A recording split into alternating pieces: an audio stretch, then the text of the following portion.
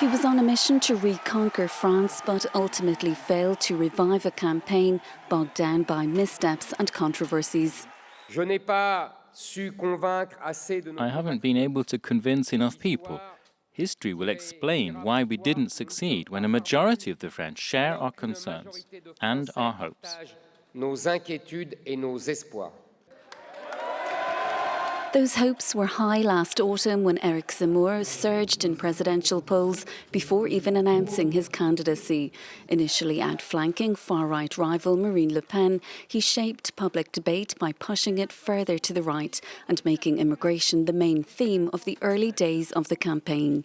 But the war in Ukraine overshadowed the election, shifting voter attention to issues like rising energy prices and inflation.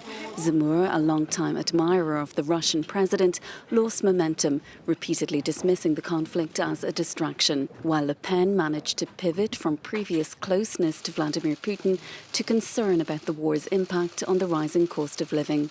Convicted of hate speech multiple times in the past, Zemmour also made Le Pen look more mainstream.